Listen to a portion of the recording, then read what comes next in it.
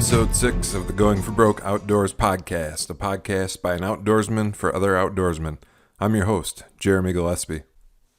Hey guys, welcome back. The podcast took an extended hiatus during the fall of 2020. Turns out I like chasing animals in the fall a bit more than producing podcasts, and that slowed down my output quite a bit. I had a great fall and tagged 2 whitetails with my bow, one in Montana and one in Kansas, and also my first antelope in Montana with a rifle. However, despite my best efforts and a few close encounters, I struck out an elk.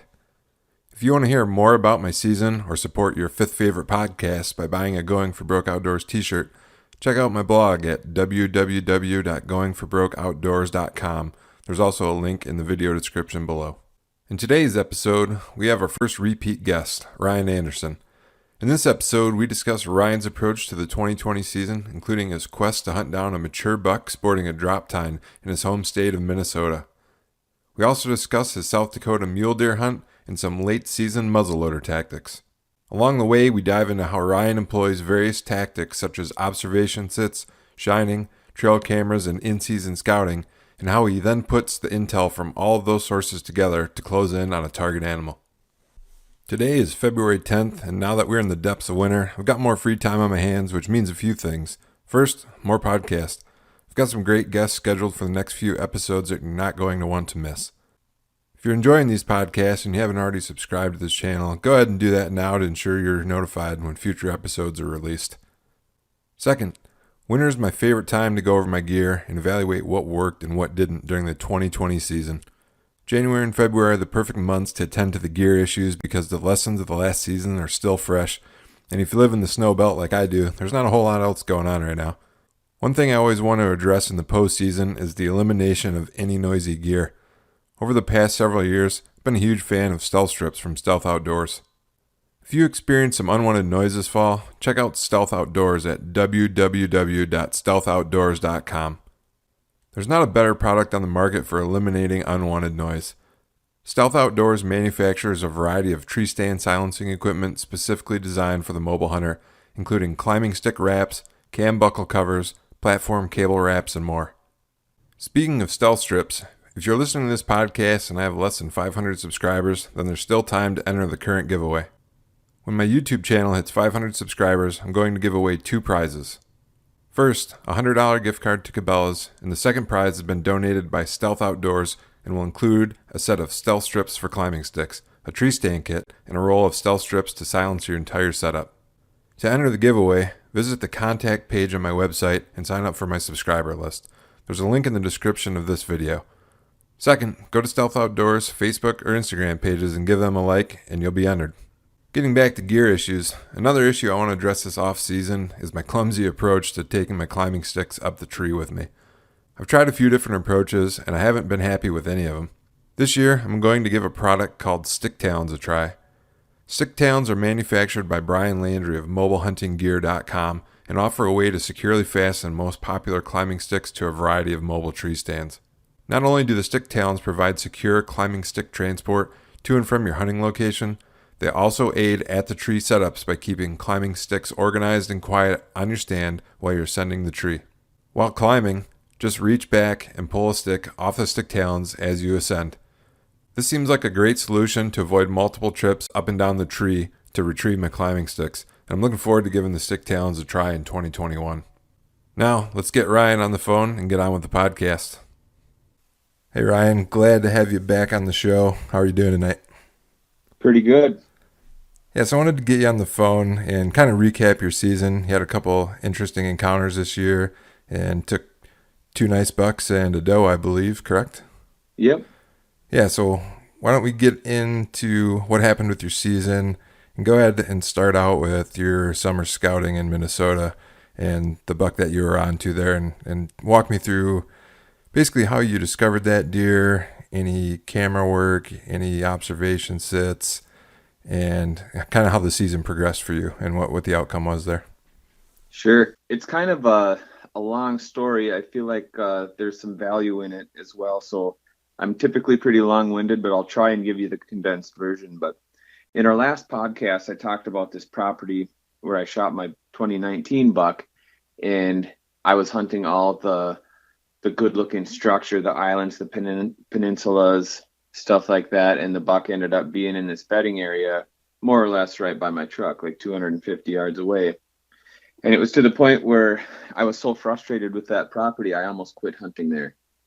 And I had one bedding area that just so happens to be on the public and private line. I've got access to the backside of this public. And I decided I was going to camera bomb that bedding area because I knew there was does in there often. So I was like, I'm going to camera bomb it. I put 3 cameras in there. And I was like, if I don't get a nice buck, a shooter buck in daylight during rut, I'm done. And I got one.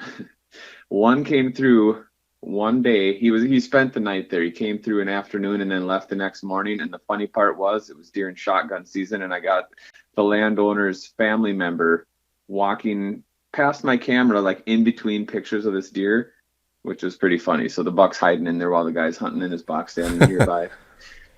But anyway, so I'm like, okay, I need to put more time into this. Scouted the stuff by the road. Long story short, that led me to my 2019 kill. So this year I took it a step further and really paid more attention to that stuff that I'd somewhat been ignoring. Let me stop you right there real quick. When you say stuff that you were ignoring, what do you mean specifically? What part of this property were you ignoring? I would say I was mostly ignoring the private just because, for one, it looks like better pheasant ground. And I mean, I know not to overlook stuff, but it's like I always saw does there. I never once shined a shooter on that part of the property. I ran camera there for years. Summertime with corn, salt, literally did not have even 2-year-olds most of the time, like no shooters. And I'm just like, what is going on with this property? So I just figured they were deep in the public. Well, that never panned out. Then, like I say, camera bombed that bedding area, got the one shooter. And then I started picking out observation trees and making sure I could see different parts of the property that I had been ignoring. And that's when I found that overlooked bedding area with those 3 bucks that were coming into the beans every day in 2019. And I snuck in opening day and killed that 10. So then this year I even took it a step further. I'm like, okay, like this kind of brings me to summertime, right? For whatever reason, this field, I would never see shooters there. Like I knew there was big deer around. I'd see some on the south end of the property in the summer. And even when I killed that buck in 2019, I'd watch that bachelor group go out into those beans in a low spot. And then I would drive by later and shine it once or twice. And I would never see them from the road. They were there all summer and I would never see them. Well, it just so happens I shined this droptine in that field. And it made perfect sense that he was using the same bedding. The same bedding area as the buck you shot last year? Yep. And it made perfect sense for him to like swing around the south side, wind in his face, scent check the whole thing, and then feed right in that little corner. And he'd be in the same spot. Like every single time I saw him, probably 5 times, except for one. He was in the same exact spot in the field to the point where if I saw eyes over there, I knew it was him. So are you talking this summer? You saw him, what, glassing, shining? When did you first see this deer? Shining. Yep, I shined him like 5 times out there. And I'm like, he's coming out of that bedding for sure. It's like, he's got to be. I'm like, oh, this is going to be lights out. I had sets prepped over there for ground sets for multiple winds. I'm like, this is going to be a done deal. Well, I set up some observations watching where he should come out, and he never showed. I'd see a few other deer, and he never showed. I sat it again, and he still didn't show. What time of the year is this when you're sitting these observation stands? This is like, when I was doing those observations, it was like the preceding week before season. Like I know the one day was like the day before season open. And I was hoping to catch him coming out of there. It's a perfect time to observe. You don't burn a hunt. I was like, if I can catch him coming out of there, it's pretty much going to be game over because I bet he'll be back in there again. And nothing. It's like there wasn't even does coming out of there. So that really threw me off. I'm like, all right, he's either got to be bedding in the private fence line or in the cornfield across the road. I really didn't know what to think. But he was on the south end of the field, and all the other bedding was on the north side, and I just didn't think it made sense that he would enter from the north and then walk all the way to the other end. So it threw me for a loop. Well, then he disappeared, and I ended up taking my daughter opening day just because I didn't know where the heck he'd went. And I'd finally decided that, or I did a third observation in a different spot closer to the farm place, and I seen a bunch of does come out of this thicket where I know they stay. I know it's really good doe bedding, but like I say, I'm not really interested in shooting a doe on private and never really see bucks over there. But I kind of had my aha moment that these does are going to lead me to this buck. I need to get a set over there and catch him during rut, and that was going to be my plan. So I went and I scouted all of the private, booted all the deer out of their bedding areas, and even checked this, what ended up being his bedding, but I didn't know it at the time. This little peninsula by the road of dry ground in these cattails. I'd had a camera hung there in the past, and nothing. There was a doe that was showing up. She was on a pattern big time. She'd show up every evening. I'd catch her going in and out, which should have been a light bulb for me. Like, hey, this is good doe bedding. You at least should watch it closer. But I had like one buck in a few weeks of running camera there, like 1 6-pointer. That was it. What time of the year was it when you went in and scouted the private? It was, I just looked it up in my notes. I think it was October 13th. Okay, so this is a month into the season already then. Yeah, so yeah, because we opened mid-September, but I'm like, I need answers. I'm not going to sit back and watch from the sidelines. So I'm just going in, and it'll be what it'll be.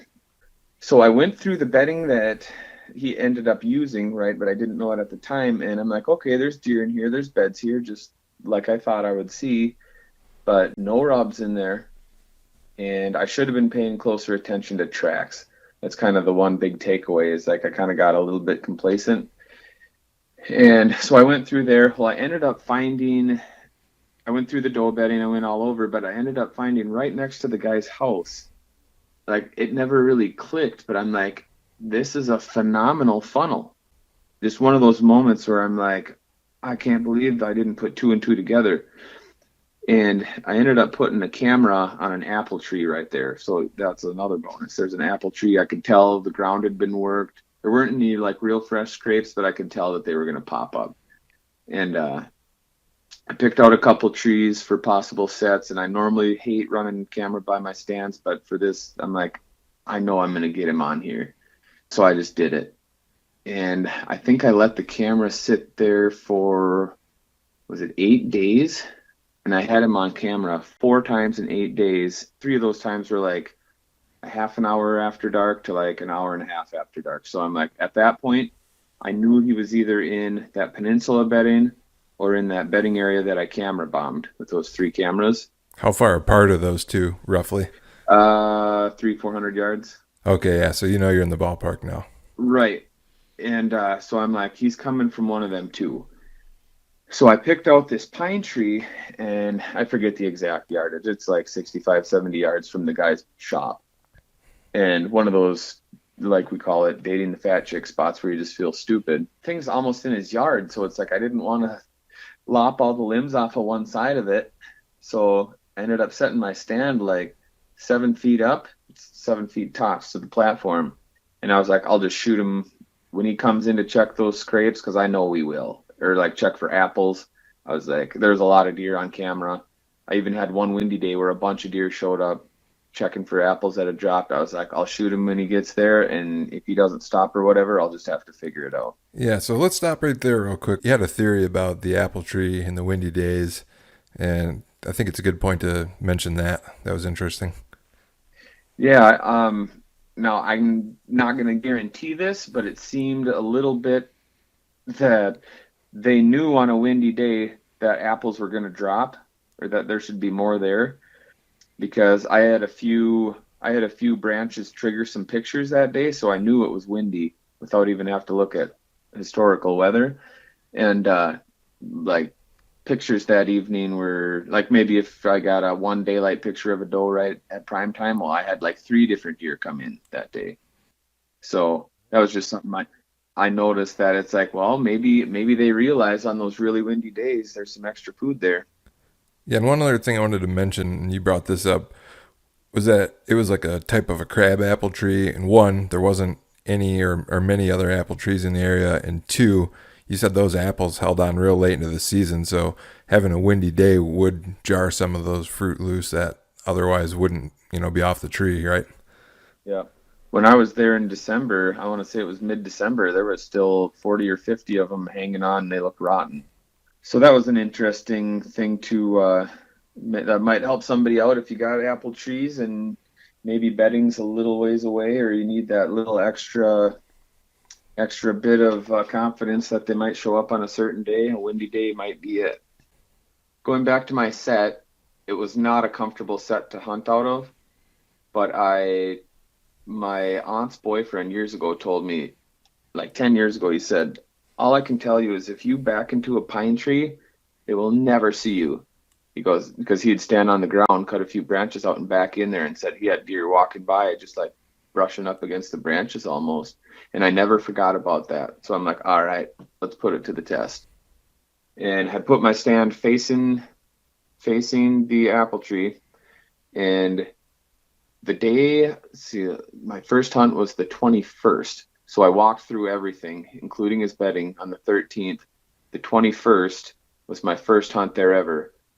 And it was early. I hadn't seen any deer, but it was like an hour and 15 minutes, maybe even an hour and a half before dark. I hear a rustle in the cattails out on that peninsula. And sure enough, it's him. I couldn't believe it. And he starts working around the slough. I'm like, this is perfect. Like, I'm going to get a shot for sure. Like, here he comes. Well, and nothing. And I never saw him again the rest of the night. He either headed across the wide open to that camera bomb bedding area, or he stayed in those trees. Your guess is as good as mine, but I think he stayed in those trees. You actually saw him near the bedding or come out of that bedding, though? You got a good visual on him? Yeah, he walked right by. So there's an old toppled over box stand. I got an old camera that has a screw that you run through the back of the camera, and I had it screwed onto the leg of that fallen over box stand, and he walked right past it. Like that same spot that I was like, oh, nothing here. This ain't worth hunting. And I mean, I never forgot about it. Obviously, I went and scouted it again. I knew it had potential, but just the fact that, I don't know if that was 3 or 4 years ago, I ran that camera there and it was like, oh, nothing here. It's just, you can't write a spot off that fast. That's another lesson that I learned. It's just like, just because there's nothing there now, that doesn't mean there's nothing there next week, next year, or whatever. And let me stop you there 1 second, because this is the 21st. You walked through that bedding area that you just saw him come out of on the 13th, so 8 days ago. What kind of buck sign did you see in that bedding area on the peninsula? None. Right, and I think that's a really important point.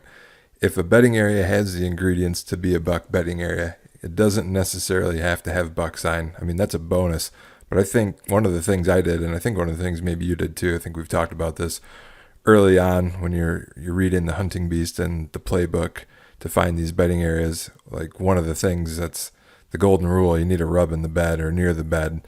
So here's an example of what's a mature buck, and you're in the bedding area a week ago. So if there's hot sign, it should be in there, and there's nothing in there. Yep. Oh, there was beds there. Like, my thought process was, yeah, there's deer here. I knew there was going to be deer here. There was beds with hair in them. But it's like I didn't have that sign that said, this is where he is, right? And that's why tracks are so important. And I dropped the ball on that. It is hard to find tracks in CRP in grassier areas, but it can be done. But I was looking for rubs, mainly rubs, and bed size and stuff like that. And it's tough to do, especially as usual. I was in a little bit of a hurry. But I didn't tromp through. There was a couple little patches out in the cattails. I didn't tromp through those just because I felt like I didn't want to totally blow everything out of there. It was bad enough the way it was. But yeah, that was the one thing that surprised me when he did walk out of there. Was I'm like, man, there was nothing there. So yeah. Anyway, I don't know if he held up in those trees or if he went to that other bedding area or what. But the one thing I will mention is, I know for sure I think every time I observed, I could see the edge of those trees, but not in them. So on those days when I'm like, oh, where is he at? He's on the neighbors. He's got to be in the neighbors. He maybe was 10 or 20 yards from view. And it just so happens that I couldn't see him. So that was my first hunt. I saw him, and I passed several does. I had some deer show up later, and that spot, even though it's right next to the guy's house, I should mention he doesn't have a dog, and he's never outside. Good information for sure. If he's outside, like he mows a little bit, but not much. And if he's outside, he walks from his house to his shop, and he tinkers around in his shop, and then he goes back to his house. That's it. It's funny because for the last how many years, like I started hunting here in 2014, and there have been many times where I drive in his driveway and like say there's snow on the ground, and then I go out into all that remote stuff. I'm walking, like checking for big buck tracks and checking for sign and this and that, and it's like, man, there's more tracks on his driveway than anywhere else. Well, it's like everything else was wet, and it's like I kind of rode off that immediate area because of his house, but it turns out it's the best spot out there. It's one of the best spots I'd ever hunted. I had daylight pictures of does on that camera just about every day for a couple weeks straight. And that is not something that happens to me. We just don't have the densities around here. Don't be smarter than the sign, right? Is that the lesson here? Right. Yeah. And you really do have to don't assume anything. It's like, oh, they're not going to be here. Are you sure? Or they are going to be here. Are you sure? You got to figure it out some way, whether it's observing or busting bedding in season, trail cameras, whatever. You have to figure it out. Don't assume. So anyway, I leave my stand. So obviously I see that buck and I'm like, okay, I got a lone wolf that I hunt out of primarily. I'm like, I'm obviously coming back here. So I'm leaving it. And the interesting part about that set is I would hunt it with a northwest or a southeast wind. If it was southeast, I could shoot him. The trail fork around me. I should mention that. So from the apple tree, they fork around me on both sides. And if he comes on my left side with a southeast wind, I can shoot him before he gets my wind. Well, if a doe or little buck comes, I'm screwed. If he comes on the other side with a northwest, it's kind of the same thing. Just with the angle of the trail, I should be able to get him, even though it's going to be an extremely close encounter because my stand is so low. But it was one of those deals where it's like, this is where I got to be. This is the only spot where I can cover everything. And that's just how I hunt. I gamble. I would way rather get busted or put myself in a tough position than be like, well, this is the safe bet. And then watch him take a trail that takes him 55 yards away. Nope. I'm going to roll the dice every time. Yeah, if you got a good reason to believe he's going to be there, and especially it sounds like your area from what we've talked about. I mean, this particular area you're talking about seeing several does, but you're in a pretty low density area. So, some of the areas I hunted in Michigan, you might have 5, 10, 15 does a night. I don't think you're dealing with that problem to that extent. So I think it's a lot, you can gamble more. You're a lot less likely to get busted by those subordinate deer. Right. And I mean, this particular property, it's kind of like hot spots. Like you'll have a certain square, like a square mile or a certain chunk of river bottom where you might see, a dozen does in a hunt. But in general, yeah, it's a lot of single digit stuff around here. But anyway, so my second hunt there, I had passed some does and I was going to tag one at one point, but I decided not with him around. You remember the date of the second hunt? The second hunt was the 25th. Okay, so 4 days after your first hunt. Yep, and I know wind-based bedding is a big deal, so I'm looking at my journal right now. On the 21st, it was a north wind, and that buck was in the peninsula. And then on the 25th, it was a northwest wind, which a north wind is not a good wind for that bedding. It's basically blowing from the road through the cattails to him. That's what he's winding. So if you think, oh, I can only hunt this peninsula with the wind blowing down it, well, not necessarily. If he feels safe there, he'll bed there. So 25th, I did not see him. I did see some does. Northwest wind, he wasn't there. And I can see really good. If he was there, I would have seen him get up. And then the 29th, which is my birthday, I thought the stars had aligned and I was going to get him. That was a southeast wind, and he ended up getting up with a doe that time. and they hung out on the peninsula for a while. Again, it was really early, like at least an hour before dark. And I'm like, oh, great. She went to the east. He's going to follow her. So I tried calling while he was within earshot. And he's like roughly like 200 yards from me. And he heard me and he looked my way, but he wouldn't come. Well, then he finally comes around the edge of the slough just like he did last time and did the same thing, disappeared for half an hour at least. Well, then I finally caught a glimpse of him. There's a bunch of junk in the farmyard, and I caught him going in between like a boat and an old RV. How far away is he at that point? Probably like 80 yards. Oh, so he's getting close. Yeah, but he's heading towards the open, like towards the edge of the trees that I could see from my observations. Well, then he disappears again, and at this point, he's like maybe 50 yards from the dude's house. And he hangs out there, and he's disappeared. I'm like, but I can see around the other side, like if he kept going to the alfalfa, I would be able to see him out in the open again. And nothing, nothing, nothing, nothing. Well, it's starting to get dark. And now I got some more deer. At one point, I had a fork buck or like a little 6-pointer grunting, walking after a doe within like 30 yards of me. Shortly after I just saw him, and I'm like, oh, this will bring him in for sure. Like, this is it. Here he comes. Here he comes. Nothing. And he would just stay over there. And it was really quiet, really still at this point. And I know we could have heard those grunts. Nothing. He stayed over there. Well, it's getting to the point where I'm starting to lose light. And all of a sudden I see a deer leg pop out under this tree. I'm like, oh, here he comes. This is him. No, it was a doe, but behind her, I see him. And he's coming right for me. He's heading right around that boat or heading for the boat. And then he does the same old disappearing act, and I'm losing light. And my wind at this point is dead still. Like, you drop a milkweed, it basically goes straight down. And I'm like, this is not good. I work in a dairy barn. I smell. I didn't shower, nothing. I do 0 scent control. I'm like, this is not good if my scent's pooling. And because the trails come like the one's probably 8 yards and the other one is literally like 4 yards, just about up against the tree. Well, finally a deer comes and commits, and I'm like, oh, here we go. This is it. And it was a doe. She has a fawn behind her. They take the fork on my right side, and I'm just praying, please don't bust me. Please don't bust me. Right.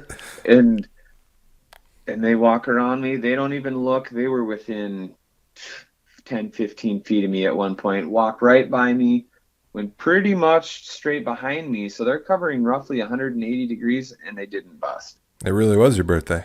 Yeah, they didn't bust. I'm like, oh, thank God. I'm like, now hurry up. I'm losing light, Buck.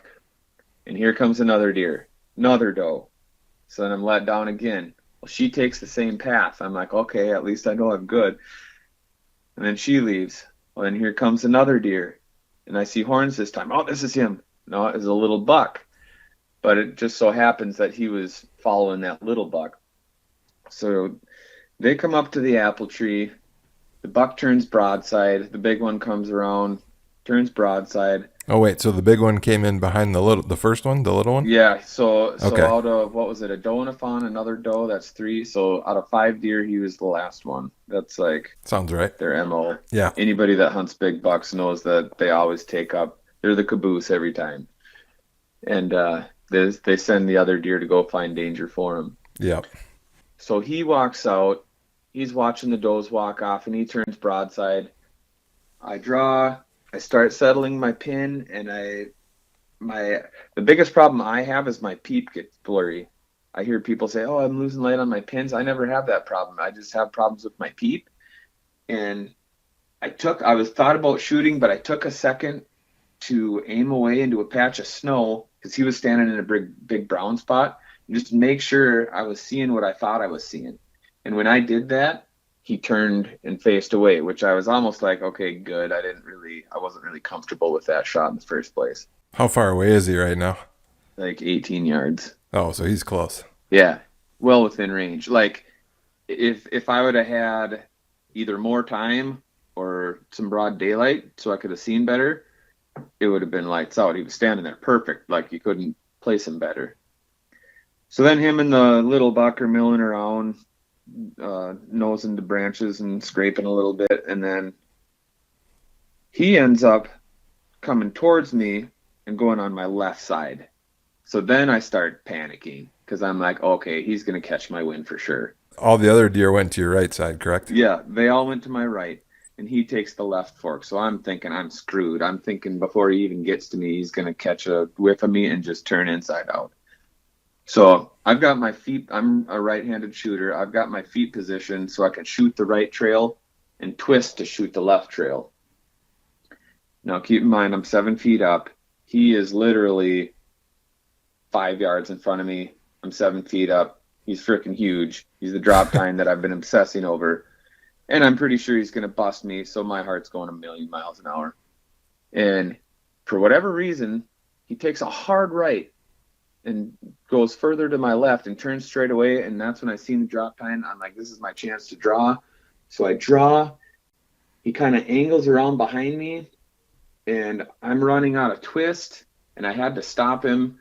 And like I say, the shooting light, I could have used a little more light, but I stopped him. And when he looked, he didn't go, oh, what was that? It was an oh shit type of a look. And like I say, I was, with everything all rolled together, I just rushed my shot. And I didn't know it at the time. I thought I'd smoked him and he was going to go down, but I shot, I heard the arrow hit him. He took off. Well, and he peels around the backside of my tree. So I can't see nothing. I got pine tree in my face. And I hear him run around the slough to the north, hugging the slough edge, and I hear nothing for about a minute. And then I thought I heard a crash. And I'm like, oh my God, I just got him. And I freaked out. I'm like, I got to go home. I need help anyways. I'll go get Dad and flashlights and whatever. And to make a really long story short, we followed him for probably, I forget what it was, 400 yards that night, and we lost blood. It ended up snowing a little bit, or no, it didn't snow a little bit. We already had a little bit of snow, but it warmed up the next day, and I called a tracking dog. And when we got there, I had to work, and when we got there the next day, I couldn't even find my boot tracks. That's how much snow had melted. And the dog got on his trail, went right to where we lost blood, and we never advanced any farther than that. Oh, man. Yeah, so that was a heartbreaker. That was a heartbreaker for sure. And interestingly, like we talked about the lack of buck sign in his bedding, I combed every inch of that, and I saw, between trail camera, I saw multiple different bucks on stand, and had, I don't know, 3 or 4 different 2-year-olds, I suppose, on camera.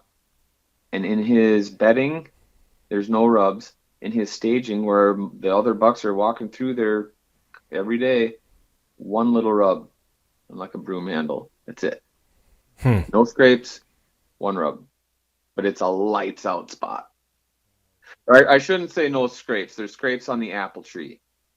Lots of scrapes on the apple tree. But other than that, no scrapes like on next to any of the trails, no scrape lines, no rub lines, no nothing, one little rub. And then I do see, anytime I find an apple tree, which I only know of a few, it seems like there are always rubs and scrapes by them. Yeah, same. Apple tree is one of the best trees, I think, for finding scrapes. I don't know if it's just the way the branches are generally like perfect height for a scrape, and there's so many branches, it provides a lot of opportunity or what, but it seems like an apple tree in the right type of area to, invite scrapes, they're always there. Right. You did find out later that this buck was still alive, right? Tell me about that a little bit. Yep. I ended up talking to the neighbors, and I told them, well, I just wanted them, like, hey, watch for crows, or if you're out and, you see birds flying, or you come up on a dead deer or whatever, I was like, let me know. I told him the deer I shot, and he was a little disappointed because that was the buck he was chasing too, so right. He wasn't real excited about it, but he ended up getting a picture of it 2 days later, and it had some dried blood on its side. And I don't know if I went just over or just under the spine. But you and I talked about this the other day, but I did have one speck or one patch of blood that had bubbles in it. Even the dog tracker was like, yeah, it looks like bubbles to me. And I was like, okay, we're going to find him. He's dead. we're going to find him. And no, he's still alive. I have him on camera. I actually got to go pull that camera yet, but I think I know he made it through shotgun season. So a month later, he was still alive and looked perfectly healthy on camera. So the story is still an open-ended book. It hasn't all been written yet. And the odd thing was, I got him on camera 2 days after I shot him at the apple tree where I shot him. Yeah, that's crazy. It'll be interesting to see, assuming and hopefully he did make it through the last bit of the muzzleloader bow season there. If he did make it, if he'll be inhabiting the same areas this year and be on the same kind of patterns, or if that'll wise him up or what. So it'll be interesting. We'll have to get you on again after next season. Right. Or maybe I'll be too sad and won't want to. or maybe it'll be a story of success. Who knows? Yeah, I think I don't know. He seemed to really like that area. I mean, I hunted it 3 times, and I seen him there twice. So now it's the question of he. As always, it's a really hard spot to hunt. Like I can't. It's going to be hard to hunt with the northwest wind, like closer to his bedding. I don't have a lot of faith in the apple tree spot just because he wasn't making it there in good daylight. You know, I need to be closer to his bedding, and I can hunt him at the mouth of that peninsula, but it's ground only. And if I tried to get in a tree, I'd have some does get downwind of me or something. It's just the traffic through there is just too willy-nilly. And it would be gambling, that's for sure. So I think I know for sure a southeast wind would work perfect. It would be in his favor, but it's still going to be, I don't know. I'm thinking what I'm going to have to do is haul in a little bit of extra, like a stump or a bigger branch, or cut one. I'll probably end up cutting a limb or two in the summertime or this spring, probably like June, something like that, May or June. And if you cut a branch in the summer, the leaves will stay on throughout fall and winter. And that's what I'll probably end up doing, is shoving a couple in my blind. And that way, if it's October or something, it's really hard to blend into dogwood only without leaves. Anytime you got that homogeneous cover like that, if you're in bedding like that, they know every leaf and twig of everything. And if they think they see something, I mean, I've been in lots of stare downs and they're never fun. Right. So I think a little bit, I think all I got to do is clip a couple limbs, set those in there in strategic spots, and that'll be a nice brown blob to break me up. Those are good tips too, right? If the setup you had, I mean, it worked. You gotta narrow off. But if you're not confident in it, and the area you are a little more confident in is ground only, that's the time to make those adjustments. Is, like you said, May, June, get that in there, get that prepped, and then leave it alone. Because if he is in there again and on that same pattern, then you're already set up and ready to go. Right, and I could hunt the apple tree and just, I mean, I can see decent, but while I was sitting there, the one hunt, I looked over and there's a monster. I don't know if it's a cottonwood. It's almost got to be a cottonwood right by his shop, and I think I can climb sky high in that thing, park my car right next to it, and observe from there. And I can see everything from there. I can see way out into the public. So that's gonna be the new observation spot, I think. It's like you don't have to worry about scent, you don't have to worry about bumping deer, you don't have to worry about nothing.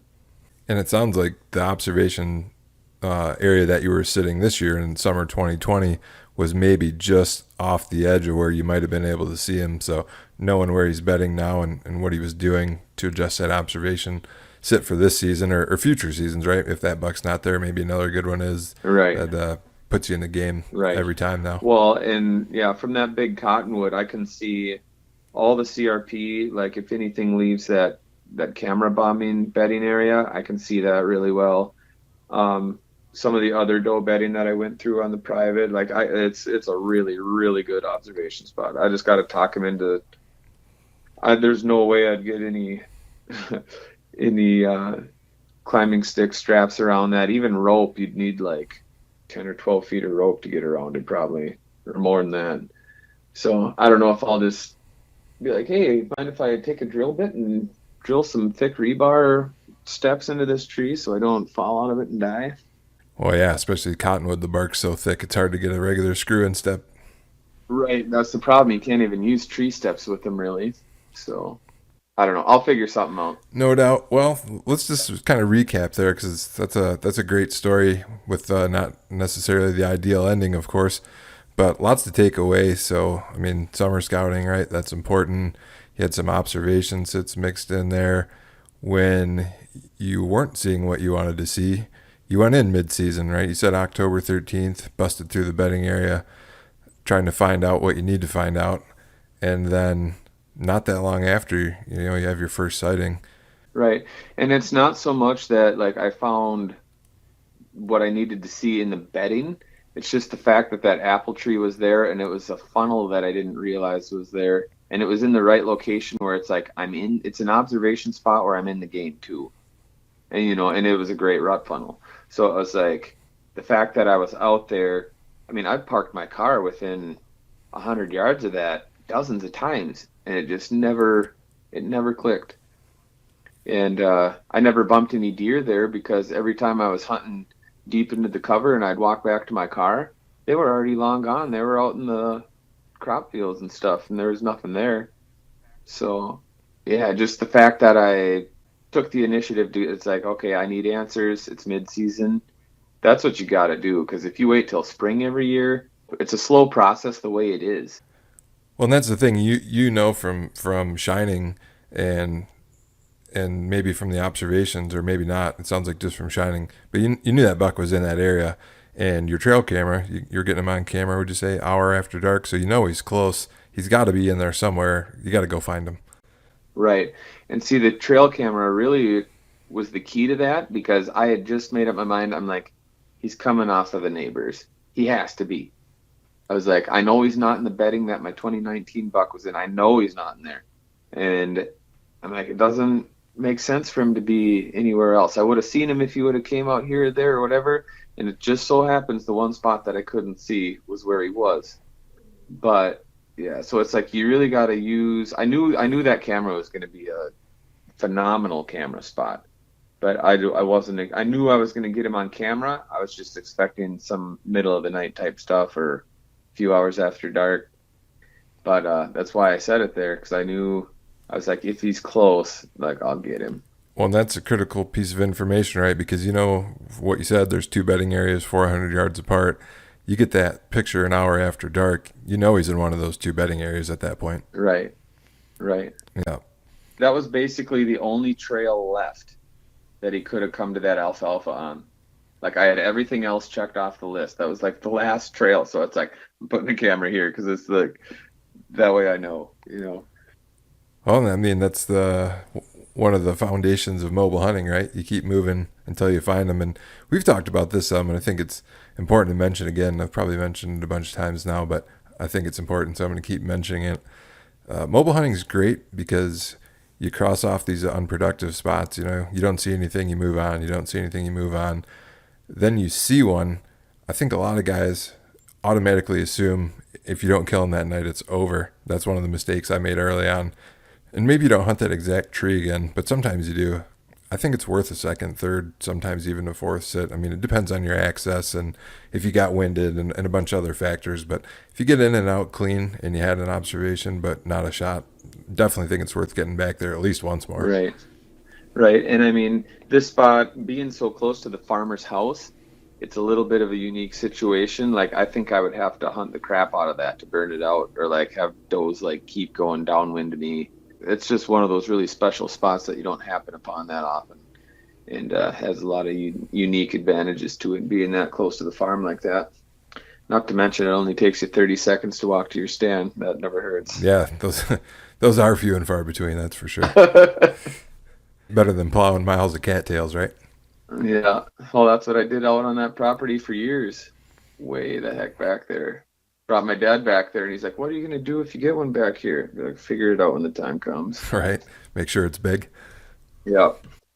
Well, let's move on to South Dakota. So this is the first time you had a rifle tag in South Dakota. How many years? 5 or 6 years?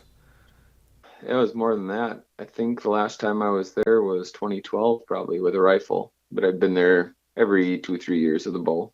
And for people that don't know, you actually lived in South Dakota for a while, correct?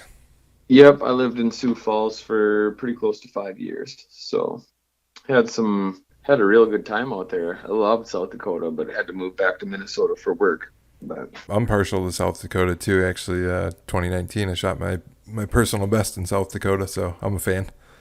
right, yeah, it's got some good opportunity for sure. So yeah, we me and my buddies went out there. I'm in my upper 30. Well, we're all in our upper 30s. Just buddies from high school. That's our annual trip. They've been going out there rifle hunting the whole time, and I kind of like broke off of the crew and did some bow hunting. But so I went back. I was the only one with any deer tag, and I talked about it in the last podcast that I had a very long trek ahead of me, and oddly that got even longer than expected because there was a closed gate when I got there in the morning that added like a mile to my walk. I was on deer right off the bat, went through a lot of nasty country to get back there, and seen some does right away, a smaller muley pushing a doe around, and ended up sneaking right on top of him to bow range just for fun because he ended up right in front of me. And then basically cleared these two draws and was going up over the next ridge, and I just decided to stop and glass behind me one last time. And all of a sudden, here runs this buck. And I'm like, oh man, do I shoot or not? He's just the size I didn't want to see. He's like a real nice buck, but is he big enough to haul miles by myself? Right. Pack him out for miles. And I'm like, I'm going to let him go.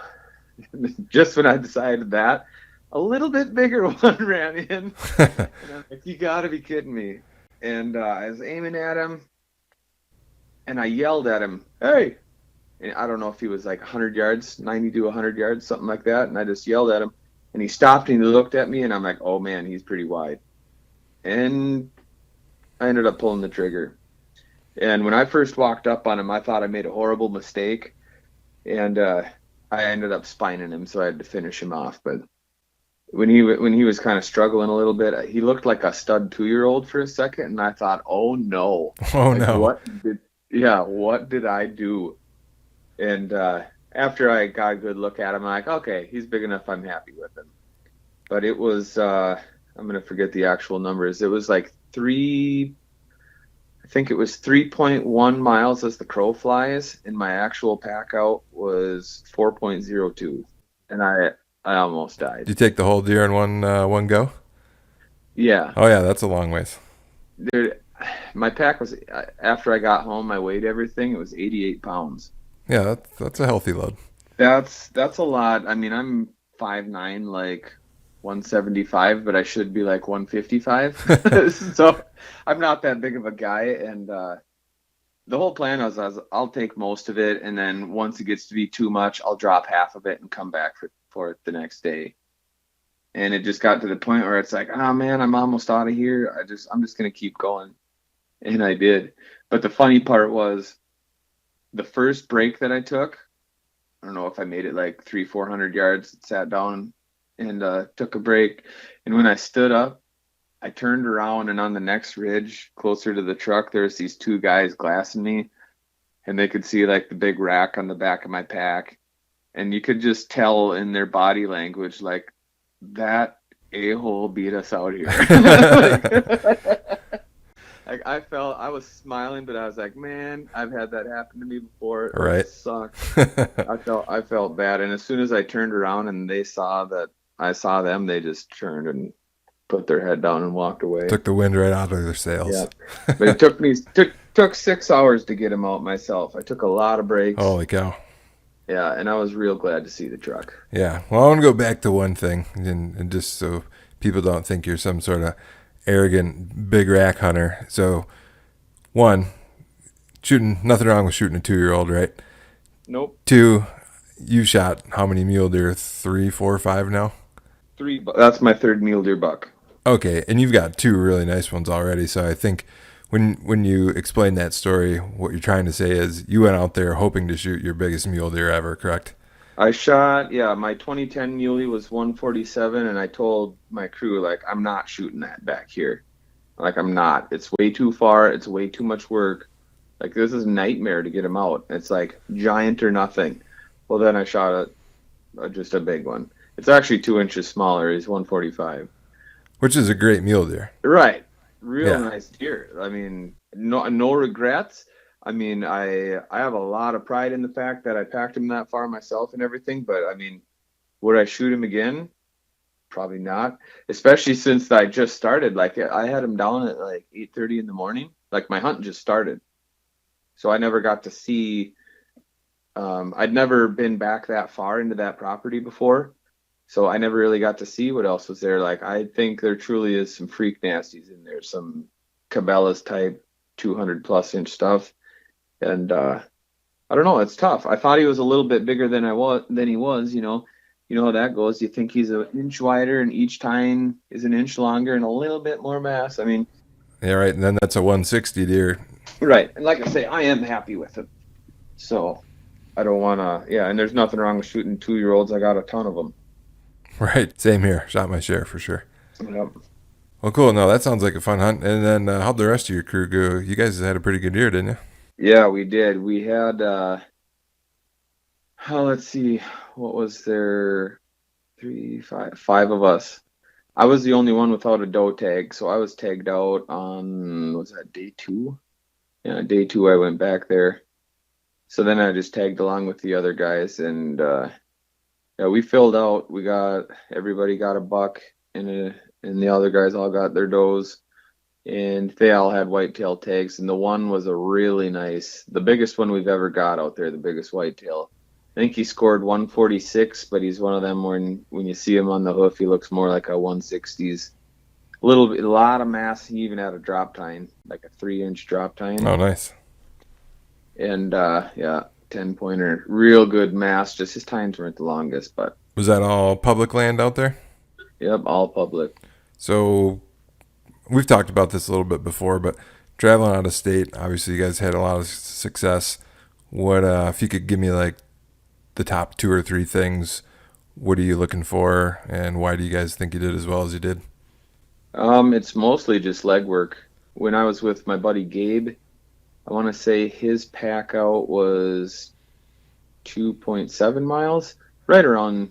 I think the walk itself was a tad over 3. But that wasn't so bad. We each had half a deer. That was like a dream Right. walking it. And but that, I mean, there again, yeah, I think it was right around that 3 mile range that we packed that one out. So you can't expect to walk a half a mile or a mile in and see big 5x5 muleys and stuff like that. We didn't really see that much pressure. I see tons of comments online, especially from the residents that just hate non-residents. I saw his trucks and people everywhere. That's not what I see when I'm out there. But yeah, you got to get out of the truck. You got to go hoof some hills and put the work in. I don't remember if I said it on the last podcast, but the way to do it is you get a meat pack. Forget about a cart or anything like that or a sled. Get a pack and you put supplies in it for all day. And you go hunt. And if you go out into a spot and it sucks and you want to go back to the truck, fine. But once you get out into some good stuff, you don't go back to the truck. You don't walk 2.5 miles back to the truck to grab a sandwich. Bring all that with you. And if you kill a deer, you got everything you need. Cut him up, debone him completely. Can't take bones back anyways across state lines. And throw them in the pack and go back to the truck. Now that mirrors my experience in Montana a lot. So I had a couple friends come out this year, and I was already tagged out. I got a whitetail in September with the bow, but I wanted to show them around. They actually came out last year too, and that's the same thing. So we go to some more remote areas. We take packs, take your knives, take your water, take your food, take everything. And I'm curious, and maybe you don't have enough experience, or it sounds like you tagged out early in the morning. The area we hunted this year, we saw deer on their feet the entire length of the day. I mean, from sun up to sundown. Yeah, muleys especially. Yeah. Rutting whitetails, yeah. Western hunting is very different. we talked about it on the phone the other day, how the rutting whitetails out there, they'll run just full speed chasing does. And the muleys are on their feet. Like there's no, I had told a buddy one time, I'm like, yeah, if you're hunting muleys, just because it's 8 o'clock, don't think that your hunt is over. It's like they're on their feet a lot. Like they don't bed down until like an hour or two after daybreak. Like that's just how they are. You want to hear a funny story? Sure do. That buddy was me this year, and you said if you don't see him by 8 o'clock, keep waiting. And in early September, I missed like a 150s, 160s mule deer on a bow hunt, and part of the reason I waited as long as I did was because you told me, oh, if you don't see him by 8, keep waiting. I couldn't remember who I told that to. Yeah, that was me. That was good advice. You should have told me to shoot better too. Well, that's just a given. Yeah. Hey, I'm in no position to tell someone to shoot better, so I only give advice where I see fit, and I'm not a crack shot with my bow when it comes to long range or anything like that. I like them in close. Mine was a little over 7 yards, so I have an excuse. Right. Well, no, it sounds like a great hunt, and if I'll tell anybody that'll listen, if you can get out west to hunt, it is totally different. I mean, you got to put in the work, of course, but if you do your due diligence, find some good units, find some decent looking public land, and you're willing to burn up the boots, you can definitely have a great hunt. Yep. I mean, all it really takes is one isolated patch of cover way back in there. Or especially the one where Gabe got his, like the neighboring land looks pretty good. He's got some wooded draws and stuff like that, and most of the public is pretty crappy. It's pretty open, just some rolling hills and really not much there. But way in the back, there's a corner of it where one of those wooded drainages goes onto the public. And that's right where we shot him. And I actually went in there. Oh, that was the first day. I went in there and I saw 3 whitetail bucks. And I don't know if one of them was the same one that Gabe shot or not, but yeah, there was 3 whitetail bucks, and I seen a big muley that I made a play on, but I lost light. And then, but right before we shot Gabe's buck, we had a big muley come up actually into bow range. We heard this weird noise, and he was rubbing a tree down below us. Came right up next to us. Oh, nice. Pretty similar, like a 140-inch buck, something like that. But so that's what you got to do. You gotta find that remote stuff, and then just keep going. I think the first day I walked 13 miles. Yeah, so you're getting after it. Right. And then the next day I packed a deer out 4 miles. So it's not a leisurely hunt. I mean, you can do that if you want. You could go out there, and if you're just happy with a smaller buck, yeah, there's plenty of stuff that's not, you don't have to go real remote. But yeah, it's funny you said that. One of the guys that came out, this was his first time ever hunting out west, and it's a friend of my friend, and he kept saying, man, I thought this was going to be physical, but I can't believe, because we walked 6, 7, 10 miles every day for 3 days. So, and he's a bigger guy. He's my size, probably 250, and he was feeling it. And it's a little different than sitting in the box blind in Michigan. Right. But I will say you can find them on other properties, because where my buddy Griff shot his droptine, I think the deepest that property is maybe 1.5 miles, and a lot of it's a mile. But there's a sunflower field that was full of deer, and that was the active food source for that property. And they seen him run down in there. They were out there hunting and went back to the truck, and while they were sitting there talking, they seen this nice buck run down in there. And they're like, dang it, we were just out there. They went right back out there after him and ended up getting him. They must have missed the part where you said, don't go back to the truck for a sandwich. Yeah.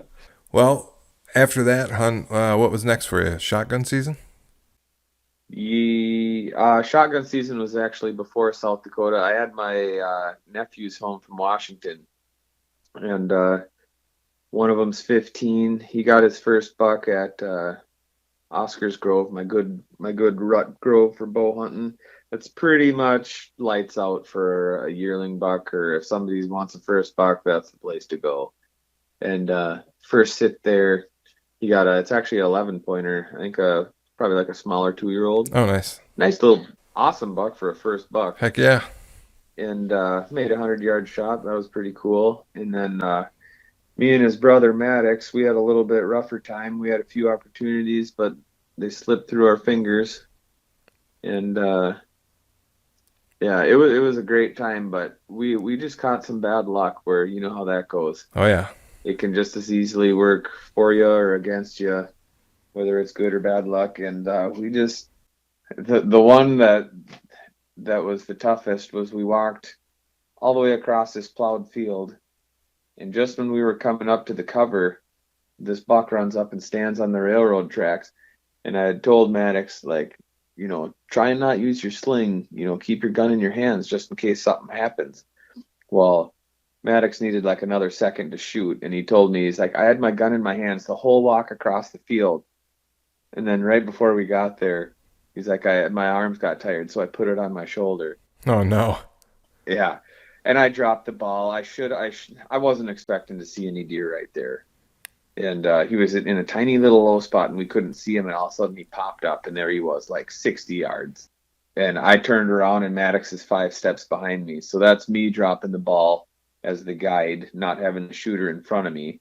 And then I look back, and his gun's on his shoulder, and I'm like, uh-oh, this isn't looking good. And so I'm trying to backpedal, like, get your gun up. And I thought the gun was going to go off, and one jump, and he was gone.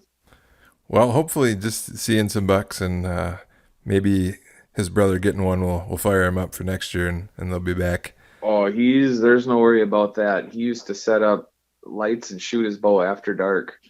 Back when they lived around here, he'd shoot bow for 3-4 hours straight. It would get dark, and he'd go get his dad's lights, set them up in their yard so he could keep shooting. He won't give up.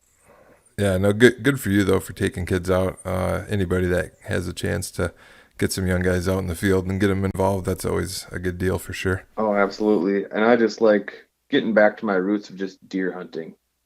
Where Yeah. it's like buck, like that's all you buck. Trophy hunting can get stressful after a while and wear on you, but pretty refreshing to see the enthusiasm of a younger hunter. Oh yeah. That's always fun, and see that passion of just like, oh, we had a couple stocks where we were making a move on a deer, and Maddox was like, is this where the shot's going to happen?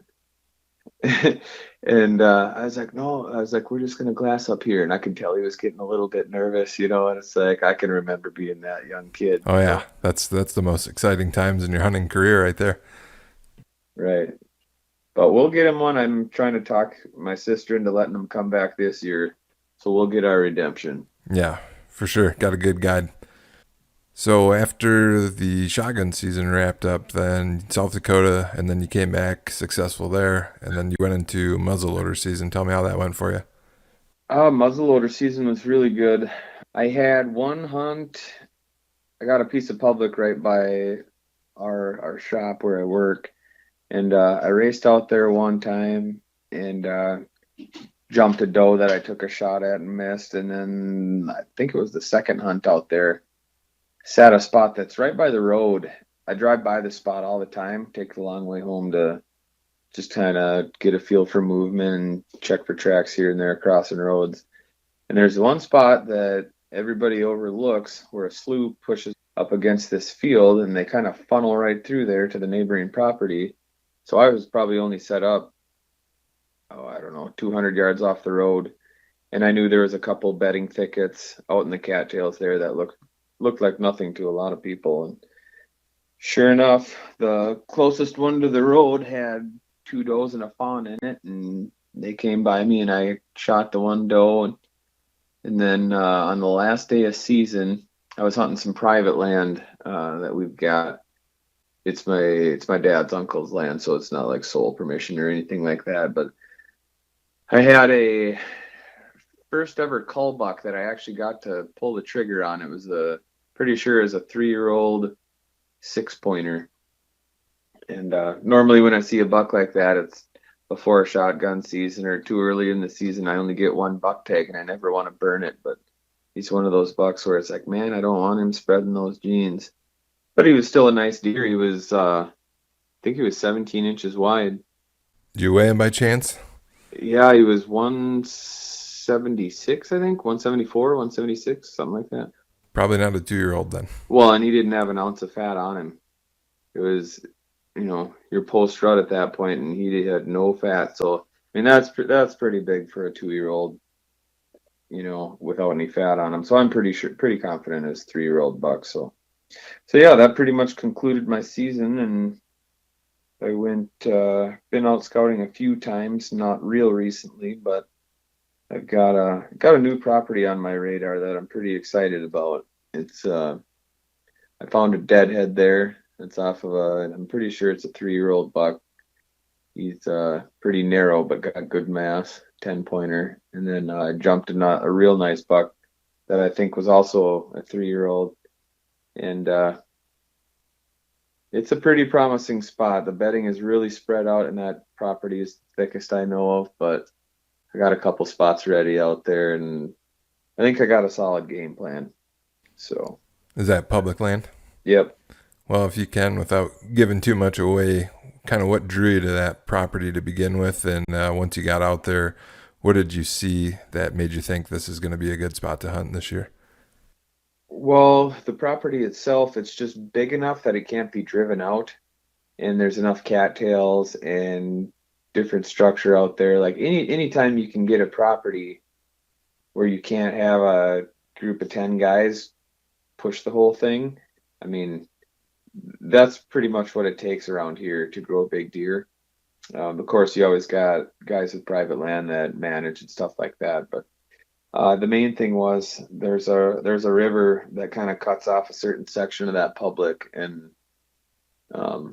it's a nightmare to get back there, but I'll do what I have to do. It's got once I got back there, I knew right away it was going to be good because I seen how thick it was, and then once I saw how I didn't see hardly any. The only pressure I saw on there, on the public, was from the private land guys crossing the border and setting up. I don't think anybody else is doing what I'm doing to get in there. And there's a food plot back there, and there's tracks in there late. And 2 years in a row in December, I've bumped deer out of there. And I just think, especially finding that deadhead and jumping that other buck. I mean, I've jumped deer back there every time I've been back there. And it just seems like one of those spots. It's one of those spots that gives you a feeling like it just looks bucky, And there's more buck sign back there than normal. But even without that, just the thickness of it and it being hard to hunt, it's like this has what it takes for a buck to get some years on him. So yeah, it's a good habitat, and you've already spotted animals in that area.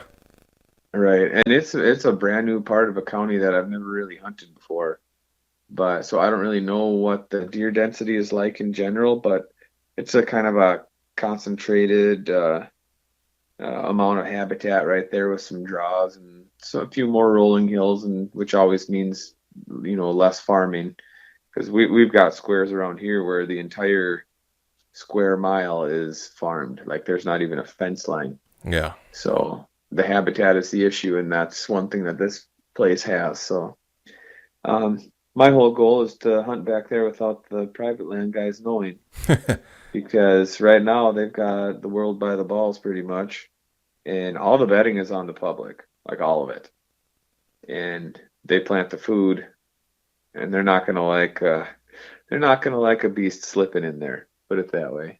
Well, if you got to pull your stand in public in Minnesota anyways, don't you? Yep. Yeah, so hopefully they never know you're in there. Right. Well, that's the goal. That deadhead that I found, I even left it. It stunk. There's still some meat on it and whatnot. And I left it in a spot where I'm like, if anybody else is back here, they're going to grab this. And I left it there for about a month. And when I went back, it was still in there. Well, that's a good sign. Yep. So apart from that property, looking ahead to fall 2021, obviously it sounds like that droptine buck's going to be on your radar. What are you doing different, if anything, looking forward to this coming season? So for this year, the main thing I'm going to do, I'm obviously going to have some new sets for that droptine. I'm going to check on all my old ones and make sure I have all my ducks in a row there. I do have a couple observation trees that I need to get into. Some of them are some really big trees that I don't know what I'm going to do as far as climbing sticks, getting a rope around them or whatever. But I got to figure those out because that's a really big part of my game. If you can set up an observation tree and see multiple bedding areas at once, that's huge versus looking at just one. But we have, I don't know, we've got a few different spots that I'm pretty excited about. I saw a lot of nice bucks last year, way more than normal because we had in 2018 we had a ton of corn in the field, and I think that saved a ton of deer. So I've got the drop tine, and then that buck that I bumped at that new spot, and there's a few others that I know I had enough of them last year that I know not all of them could have gotten shot. So it's just going to be relocating them, and then there's a few spots on one of my main public areas that that I frequent a lot. My best bedding area got ruined by another hunter last year. Oh no. Um, I had the bachelor group out there in July, and everything, like, it took me 3-4 years to get to this point and be like, okay, this is what I need to do. The bachelor group was there, and then I seen a guy in my observation spot. The next time I went in there, and for the rest of the summer, those bucks were gone. And I'm like, he went in there and set a bunch of cameras or something. Yeah. And on opening day, I went in there and verified that. Found a salt block and a camera and all this. So there's other hiding places out there that I'm pretty sure some bucks are hiding in. I just got to figure out how to hunt them and dig a little bit deeper. But it's getting to the point where they're so secluded, or access has to be so creative that you can't just go in there on hunt day and make something happen. It's like I need more intel. So as usual, there's more homework to do there. Yeah, as far as the hunt itself, as far as what I'm going to do different, it's just same stuff I've always been doing. Just find the best setup. I'm not you guys know I hunt on the ground a lot. I love being in a tree. If I can be in a tree, I will. But if I've got to make something work on the ground, got to go and figure those out, especially if I got to sneak in close. I was gonna say this year should really reinforce that for you too, right? Be where you need to be, where the deer are. If they're 50 yards from this guy's house, that's where you need to be. Yeah, absolutely.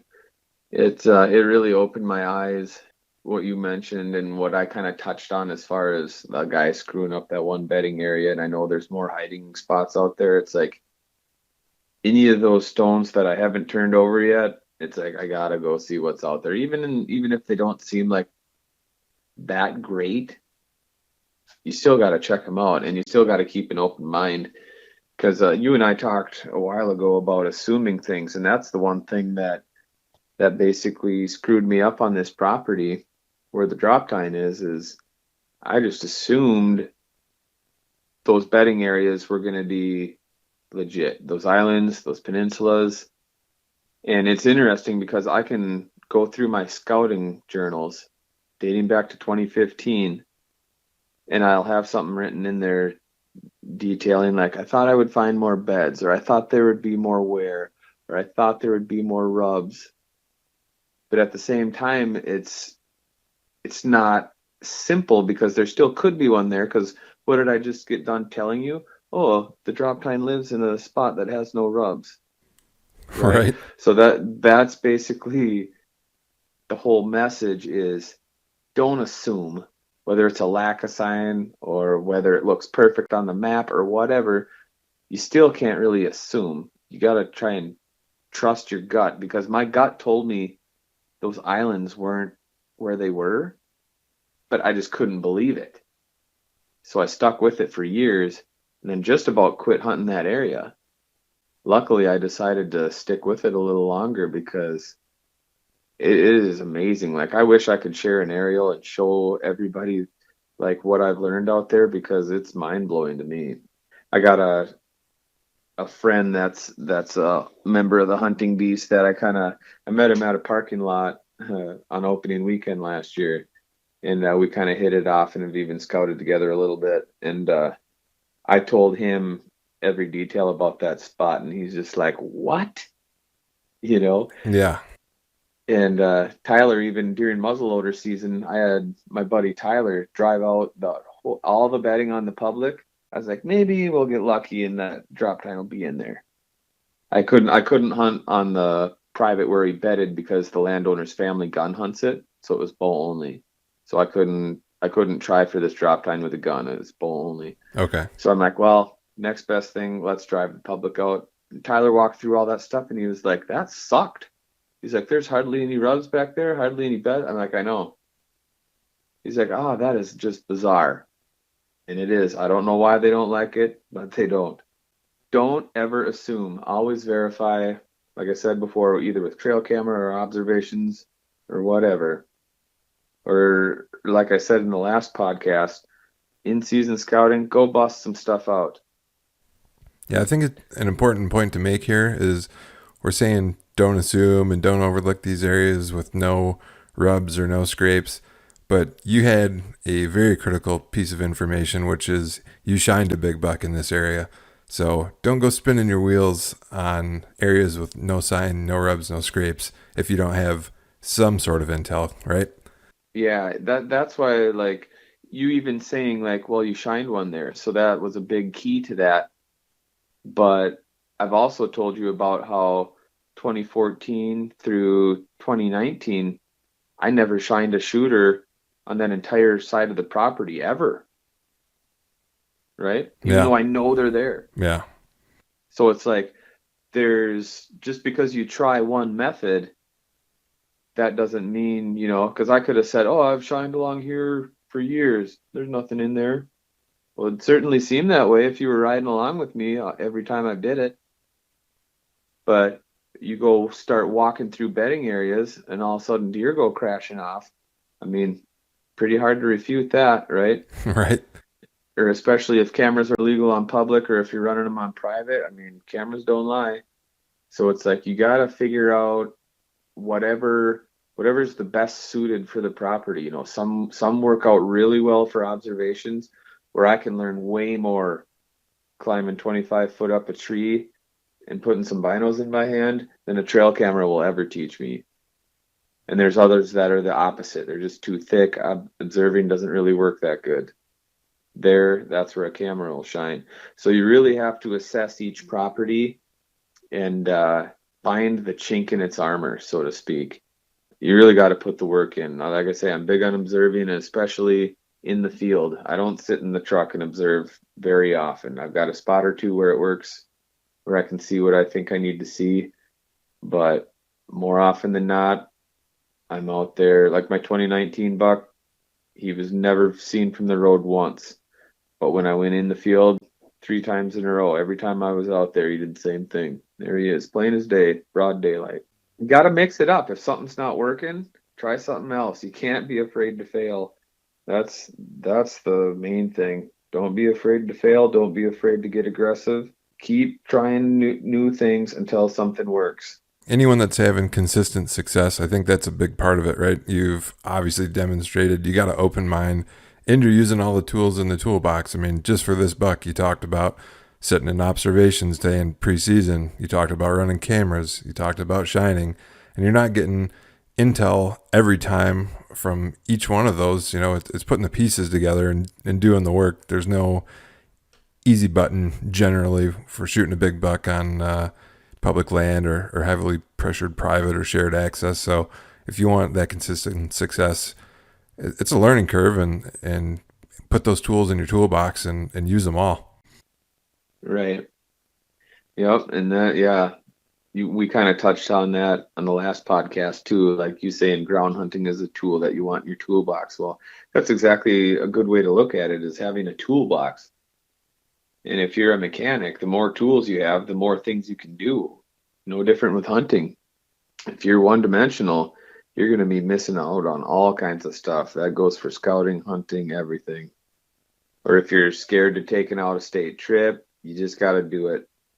I like to think of it as investing too. Every time you sacrifice a day to hunt a property that you already know or an area that you already know or have had success in the past to go to a new area, you're investing in the future because maybe this new place is the best place you've ever hunted.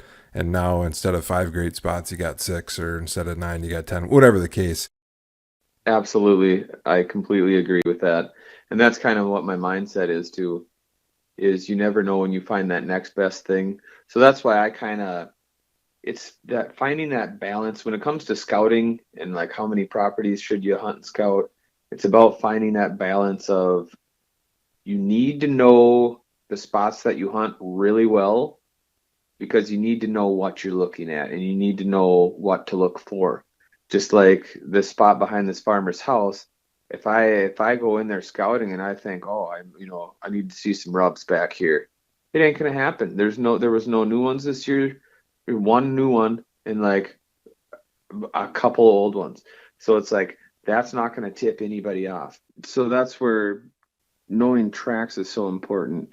But you always need to keep broadening your horizons to try and trim the fat, so to speak. Get rid of those bedding areas that don't really produce. Get rid of the properties that don't produce. And yeah, it takes a lot of time because properties can hunt so differently. Like I say, that right by that farmer's house, there's no buck sign. There's other spots that you can go where the bedding areas are just ripped up. So that's and all it takes is one aggressive buck to do something like that. I've seen it happen. I hunted one that got killed the year before I hunted him, and none of that sign showed up. So, like we said in the last podcast, it's a marathon. It's not a sprint. You just got to keep an open mind and find that balance and find what works for you, and just keep trying new things and tweaking to kind of find your own recipe for success. I actually started a thread on the Beast years ago. It was titled similar to that, like finding your own recipe for success. Because if you try to be somebody else, your thought process is going to be clouded, right? If you try and hunt just like Dan, or if you try and be like the Adrenaline Boys and hide behind a decoy, I'm not saying I wouldn't do that, but the situation would call for it. Yeah, different tactics for different properties, and I think it's, in a way, people develop their own style. I mean, yeah, a lot of guys are hunting out of tree stands or from the ground or whatever, but everyone's kind of has their niche tactics or their niche type areas they look for, and find out what works for you. And when you have success, repeat those things, and when you don't have success, like you said, trim the fat. Right. I do think it's good to try and master one thing at a time, or especially if you've got a property and you know that there's big deer there, put a lot of time into it. You don't want to, I mean, it takes a lot of time. Like I say, I hunted the spot where the droptine lives. I hunted there for 5 years and almost quit. And now all of a sudden it's an awesome spot for me. I tried a lot of different things. I hunted every bedding area that's out there. I can promise you that. And I overlooked one little thing. It was my pride. Like I say, I wanted to shoot one on public, so I kind of ignored that sliver of private that I had access to. And lo and behold, that's where they were. Or at least that's where this one was last year. It's funny when you mentioned the guy just only going to the shop, no dog. I mean, when you think about it, right, that's probably, if that's public right next to that, that probably is the least pressured area in that section.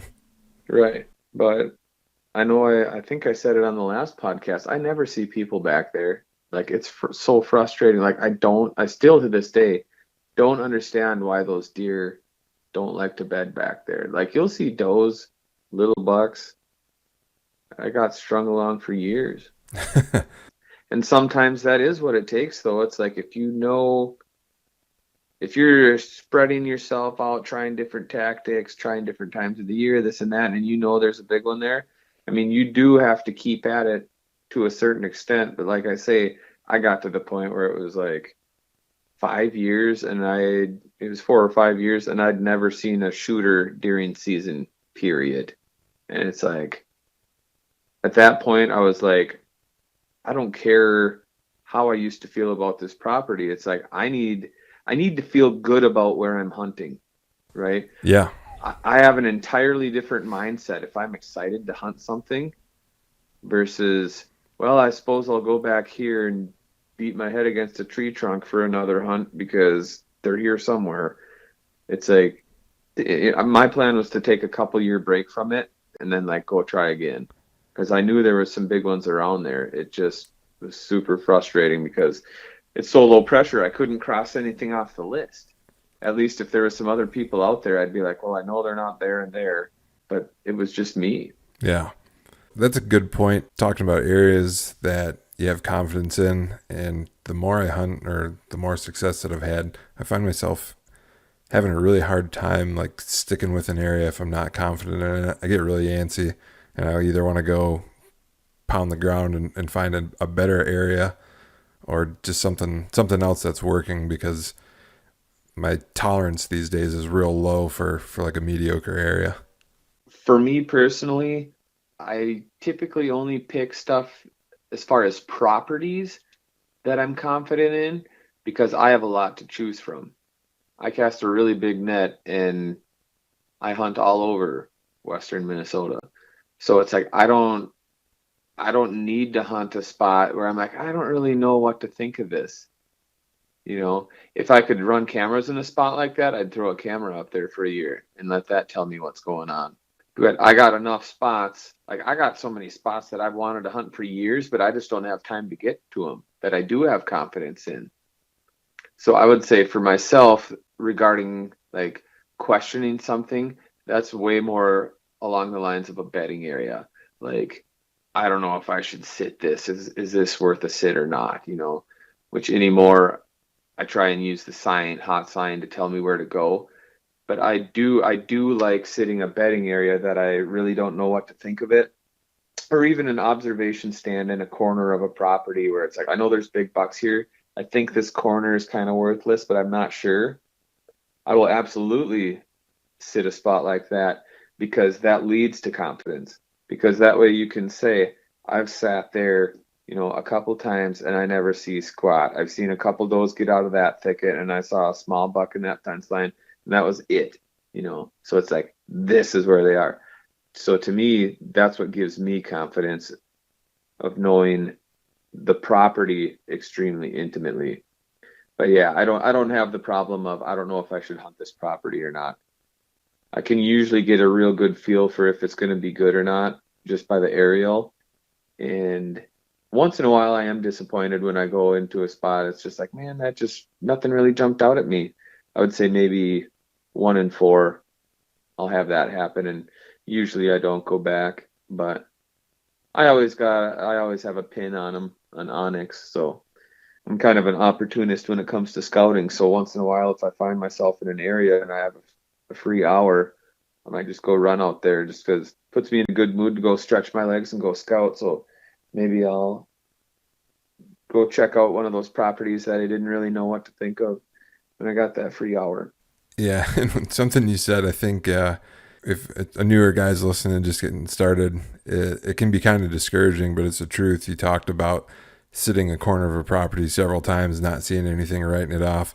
And unfortunately, I think, at least for me, the way I found some of my best spots is trial and error. Like you said, there's a big buck in the area, so you sit this spot, it's junk. You sit another spot, that spot's junk. Sooner or later, just like the property by the house this year, you find that sweet spot if you keep moving and there's a big buck in there. So that's a good lesson. I think unfortunately, a lot of times there's no way to get down that learning curve any faster than just putting the time in. That's exactly what it is putting the time in.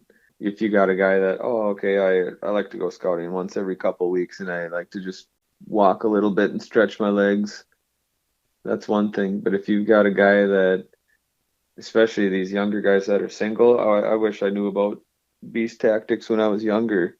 I would have been out there all summer. But yeah, you gotta put the time in, and then you gotta answer those questions.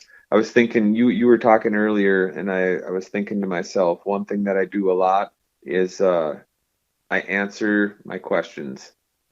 However that may be, or no matter what the question is, no matter how I try and answer it, I try and answer it because it drives me nuts if I have to sit and wonder, like, oh, I wonder if this property is good, or I wonder if this bedding area is good, or I wonder, maybe I'm hunting this with the wrong wind or whatever. My goal is learning, period. Yeah. And another thing that is quite interesting is when I first joined the beast and people were talking about observation sits, I even have some comments on there. I think that I said something about, yeah, but they'll never, around here they're so nomadic, they're not going to be on a pattern good enough. It's like observation's kind of a waste of time to a certain extent. I have completely 180'd on that. Not that I think their movement is that consistent, but just the simple fact that if you just throw sits at stuff, they're mostly going to be low odds. I did that. So it's like I used to have to talk myself into an observation sit. Now I have to talk myself into a kill sit. Do I want to go bury myself in this area often enough a ground blind where I can't see squat except for what comes down this trail or two? That's all I'm going to learn, So Yeah. it's like, do I want to waste the potential of learning something major somewhere else? It's like, I want to know he's home. If I watch him on observation or if I see those tracks coming on those trails, I'm all about it. But if it's like, oh, I really don't know what to think. Yeah, there's deer here. The trails look good. Yeah, there's some buck sign. But it's like, I didn't see any mature buck sign. Those are the times where I'm like, man, I'd just rather go and sit in an observation stand and see what I can find out. Let me ask you a question like this because what you're saying is really similar to how I feel. I almost feel like there's a threshold these days where I need to gather X amount of information, and until I get that much information and get to that threshold, I don't feel like I want to go in there and sit to hunt. It's like I need to scout and get all these pieces that I think I need to have a real good chance of when I do go in there of making it happen. You're saying that you have a high threshold of what you need to see before you'll go in? Right. Like you said, observation, tracks, camera, whatever Yeah. it is, you know, I think Yeah. I think a big part of that reason is because especially early season, late season when it seems like more sensitive to pressure. In the rut you might, who knows what, in a certain spot you might get 4 different bucks passed in a day or two. But early season and late season, it's like more calculated, and you need to make sure you got all your ducks in a row when you get in there. Right. That was like 2 years ago when I shot my buck opening day and then all I had was doe tags. So I didn't want to just, oh, this will work. Oh, this spot will work and just sit wherever. I kept looking until I could find something like, okay, like this looks like it's lights out. And I killed, I think it took me 3 sits, but I had a doe come in that got away and I had to pass the yearling bucks. I was covered up in deer the other 2 hunts. Or I shouldn't say covered up, but I had encounters the other 2 hunts, and then on my third hunt I killed. Yeah. And that was a repeated sit. Like, yeah, if you're just looking for does, keep or even if it's bucks and you're rut hunting, if you're on deer and they're showing up, keep going. Keep going till they're not. Then move on. No, I couldn't agree more on that. I know we've mentioned that several times, but this seems like a pretty logical place to wrap it up. So, anything else? Final parting words, Ryan? No, not much. Just looking forward to this really cold weather to pass by us and get some melting snow so I can get to my favorite time of year. Yeah, I know. Can't wait to get out and scout and shed hunt. In Montana, you actually find sheds, unlike Michigan, so that's fun. Right. Yeah, I don't. If I find 2 sheds in a year, that's about it. Yeah, that was I think my historical best year in Michigan. I found 2 on one property in the same day, and I think that was all I found that year. So a little different out here. Right. All right. Hey, thanks again for coming on. I'm sure you'll be a regular guest, and we're buddies and like talking tactics with you. I think we have a lot of the same ideas, so it's good to touch base and get you on the line, see how things are going. Yeah, man. Anytime. I enjoy it. I can talk deer all day. So anytime you want to have me, I'll come on, and I appreciate you having me on here. It's a lot of fun. All right. Well, hopefully, maybe we can get you on before the season opens up, especially if you're getting some intel on the droptine. So we'll have to keep tabs on that, or maybe you'll keep that under wraps, and hopefully there'll be a podcast where you get them tagged this year. Yeah, that's the goal. All right, buddy. We'll catch you later. All right, later.